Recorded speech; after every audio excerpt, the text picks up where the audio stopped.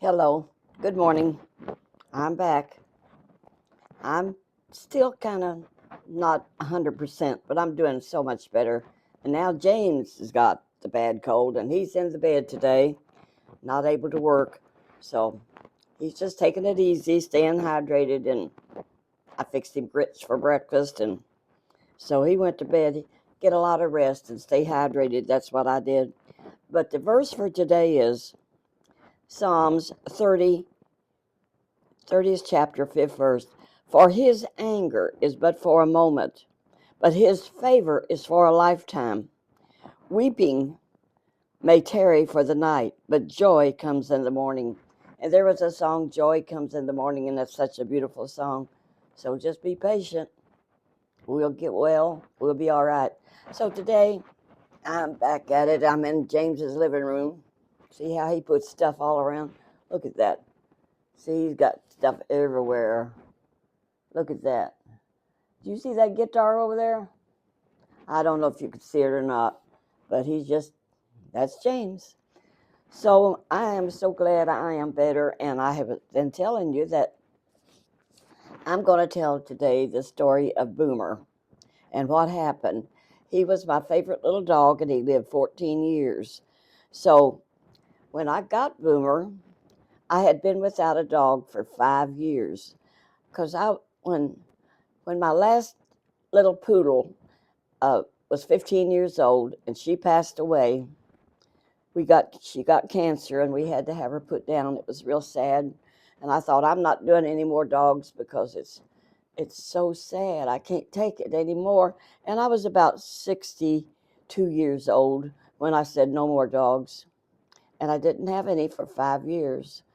So I had this dream. And in this dream, I dreamed that I found this little black dog, and I dreamed that I named him Boomer. And that and I thought, what a beautiful little dog. So he is so cute. So maybe I will get me another dog. But he looked like a little poodle, black one. I said, so I'll start looking for him. So I had bought a motorhome, and I was married to Floyd at the time, and we were going to go to Florida.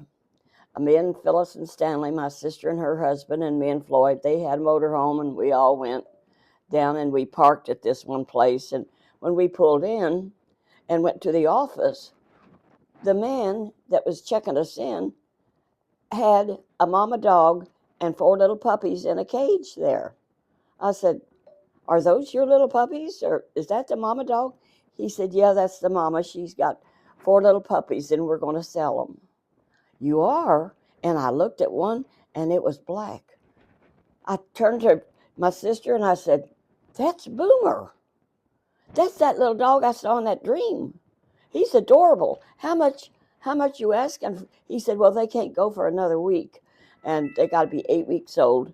And then they're going, he says, they're $120 each. Take your pick. Well, I said, I want the one right there. That's Boomer. And I told him I had this dream about this little black dog. He said, well, now you know that he's half poodle and half Pekingese, and he'll turn silver as he gets older. He'll be silver, not black, because that's what happens as they grow up. They uh, turn silver. So we was going to be there a month or so in Florida at that same campground there. We went there every year for several years. It was right on the river, and we could walk the river, and we had bicycles. We would ride our bicycles everywhere. It was a lot of fun riding our bicycles and walking. But on that river, and I don't remember the name of the river, but it was a big wide river, and the boats that came down it were so big that they could have a helicopter pad on top. Very rich people going up and down that river and would have a helicopter right there and a helicopter pad. They could get out of there anytime they wanted, right in their helicopter. I never saw such, but I saw it then. So anyhow, we went and picked Boomer up. And then there was a little blonde brother. Uh, there was four of them, and Phyllis and Stanley bought the little blonde. And I think they named him Peanut. That's been a lot of years ago. I'm pretty sure they named him Peanuts. So she had her little poodle, Peekapoo, and I had Boomer. And he was adorable. Now, I have a picture of him, only one. Can you imagine? But I'm going to show you what he looked like. I think I can find it right here somewhere. Boomer dog, where did you go? I don't know. Search. Let's see. Well, I don't have it right now. That's life. But he was weighed about 10, 11, 12 pounds when he grew up, and he went everywhere with me. I put him on a lead, and he would walk wherever I went. And then when I was home in my apartment, I would walk him around outside, and I'd walk him twice a day, morning and evening, carry me a little bag, take care of his disposals, because there was an apartment complex right next to me, and I had to clean it up or they'd not let me walk there, and because they were bossy. Well, they wanted to keep their grounds clean, and I understand because a lot of people didn't pick it up, but it wasn't me. I didn't have much yard there, so I'd just walk him morning and evening. And when we was in Florida, I'd walk him, and I'd tie him to the back end of the trailer and give him like a 30-foot rope, and he could just be all around outside. And he liked it so much. So anyway, life went on, and Floyd passed away. Boomer was 14 years old when he passed, and so I had him for a long time while I was married to Floyd. And even when Floyd was in the nursing home, I still had Boomer, and I would take Boomer out to the nursing home, and all the people there would just go crazy over Boomer, and he would let everybody pet him and just be so friendly with him, and he just loved it. But Floyd didn't know him, and Floyd didn't care. Floyd was gone, his mind. He had the Alzheimer's so bad. But me and Boomer, I had Boomer for company, and he was a blessing. And I took care of Boomer, and I took care of Floyd. I would go out a couple of times a day to see Floyd and cry when I went home. And then I got on Lexapro, and that really helped me. It's an antidepressant. And I didn't want to take it because I was the kind of person that says, well, I know the Lord. The Lord can get me through this. I don't have to have help. And yet I didn't quit crying every time I left, because just thinking that such a big, good-looking man is never going to be well was so depressing and so sad that I just could not stop the tears when I left. I would be strong while I was there, visiting with him, and I would sit and watch TV with him. I took a little TV out there, and he had a roommate, and the roommate still had his right mind sometimes. But Floyd never spoke or never talked. He slept with his baby doll. I bought him a baby doll, life size, and he always loved little babies, and he slept with that. It was in the bed with him all the time. That was his company. He would hug it and love it, and he just loved that little baby doll. Its eyes would open and shut. And when they would clean, ever so often, they go through the nursing home, and there's something like some kind of itch or something goes through the nursing home, and they have to take all them women. Some had pocketbooks, and they couldn't do without their pocketbooks, because there was men and women in that unit where Floyd was. I went out there the other day. My nephew Danny is in the same unit where Floyd was, and it was a sad visit because Danny did not know me. My nephew did not know me, and he's 59 years old. And anyhow, the people out there, and I do think they keep them kind of doped up to keep them calm.